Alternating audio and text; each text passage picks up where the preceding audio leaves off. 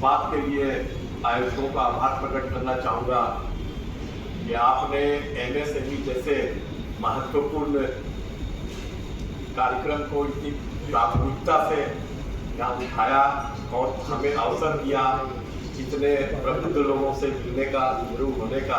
मैं इसके लिए आपको आभार प्रकट करता हूँ। हमारे पूर्व जितने भी वक्ताओं ने अपनी अपनी बातें रखी, बड़ी ही ज्ञानवर्धक और सारगर्भित रूप से रखी है उन्होंने अपनी अपनी बातें। और मुझे लगता है कि एमएसएमई का क्या महत्व है, न केवल भागलपुर में, न केवल बिहार में, न केवल भारत में, बल्कि पूरे विश्व में क्या महत्व है, यह आप लोगों के सामने स्पष्ट हो गया होगा। बिना महत्व के एमएसएमई डे नहीं मनाया जा सकता, एमएसएमई के लिए अलग मिनिस्ट्री नहीं बनाई जा सकती। और हम समझते हैं कि आलोक जी ने जो डाटा रखा था, वह डाटा जो हम लोग जुटाते हैं वो डाटा है, सरकार जो जुटाती है वो डाटा रखा गया। लेकिन वास्तविकता जो है, बहुत बार ऐसा देखा गया है कि डाटा और वास्तविकता में बहुत अंतर होता है। हम लोग कई बार जो ओपिनियन पोल देखते हैं उसमें भी हम लोग को स्पष्ट बातें आ जाती है कि लोग बहुत जुटाने का जो तरीका होता है उस पर निर्भर करता है। एमएसएमई का जो रोल है उसको देख करके नहीं लगता है कि इसका कंट्रीब्यूशन 30% ही होगा।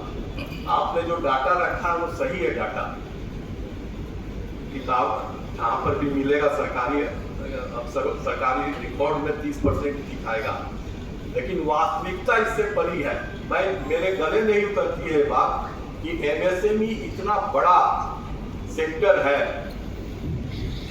डाटा इसलिए सही नहीं आ पाता है कि ये अनऑर्गेनाइज्ड वे में है।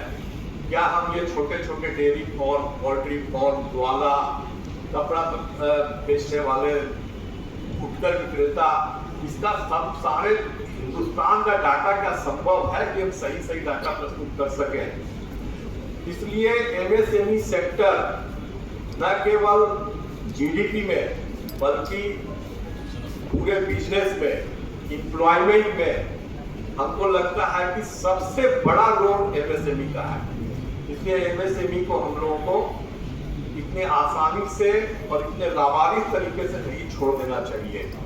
यही कारण है कि सरकार ने एमएसएमई से संबंधित बहुत इनिशिएटिव ली है, बहुत सारी स्कीमें हैं और हर बजट में एमएसएमई से संबंधित बहुत सारी घोषणाएं होती रही है। ये सारी बातों का जिक्र क्या क्या स्कीम है एमएसएमई के लिए, पीएमईजीपी, सीपीटीएमएसी, आईएसईसी, पीएमएस, सारी स्कीमों का जिक्र हमारे पूर्व वक्ताओं ने किया है। लेकिन साथ साथ यह बात भी है कि इम्प्लीमेंटेशन, इन स्कीम का इम्प्लीमेंटेशन जितना पुअर इस सेक्टर में है उतना किसी सेक्टर में नहीं है। लार्ज स्केल सेक्टर में आप जाइए, इंडस्ट्री में जाइए, तो जितनी गवर्नमेंट की स्कीम है सारा का सारा बेनिफिट वो लोग ले लेते हैं, सारी बेनिफिट वो लोग ले लेते हैं। बल्कि कहिए कि स्कीम उन्हीं के द्वारा बनाई ही जाती है लार्ज स्केल इंडस्ट्री में जो होती है। लेकिन हमारे एमएसएमई में या तो कुछ पढ़े लिखे लोग या कुछ एसोसिएशन से जुड़े हुए लोग, उसमें भी सब नहीं, बहुत कम लोग इसका फायदा उठा पाते हैं। अब इसको इम्प्लीमेंट अगर हम करवा दें और सब लोगों में हो जाए, हमको इस पर सोचना चाहिए। आज जो मंच है, इस मंच को इस बात पर विचार करना चाहिए कि ये स्कीम इफेक्टिव तरीके से इम्प्लीमेंट कैसे हो, जो कि ज्यादा से ज्यादा एमएसएमई पनपे, उभरे और आगे बढ़े। इस बात पर हमको विचार करना है। तो अभी जो सबसे प्रमुख मुद्दा है, तो उसमें सबसे पहले तो हमें यह करना है कि हम भागलपुर के बारे में अगर सोचें तो पहले हम यह डिसाइड करें कि भागलपुर में किन किन उद्योगों को बढ़ावा दिया जा सकता है। जैसे वोकल फॉर लोकल, तो वोकल फॉर लोकल अगर हमको होना होगा तो हम किस उद्योग को चर्चाएंगे कि यहाँ पर केला है, आम है, फल है, आपको गन्ना है, चूड़ा है, चावल है, जो हमारे इस क्षेत्र की कृषि आधारित उपज है। इन कृषि आधारित उपजों से संबंधित जो भी उद्योग हो सकते हैं हम उन पर कंसंट्रेट करें। पहले तो हम ये क्लासिफिकेशन करें कि कहाँ कंसंट्रेट करना है। इसके अलावा कुछ ऐसे उद्योग हैं जो इस क्षेत्र के लिए नहीं, किसी भी क्षेत्र में हो सकते हैं एमएसएमई के अंतर्गत। कुछ ऐसे उद्योग हैं जो हमारे केवल महिलाओं के लिए खास करके हैं।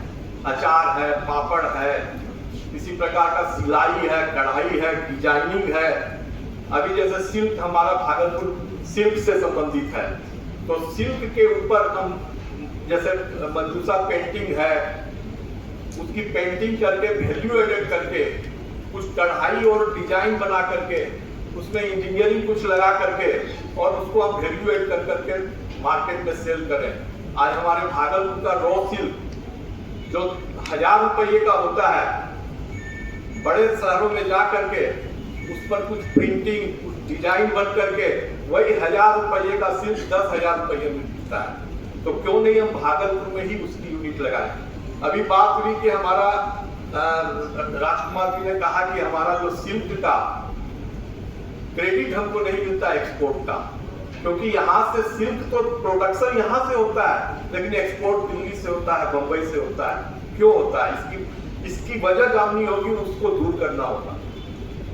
भागलपुर के ही निवासी दिल्ली में बैठ करके अपनी ऑफिस किए हुए हैं, अपने घर बार को छोड़ करके दिल्ली गए। क्यों?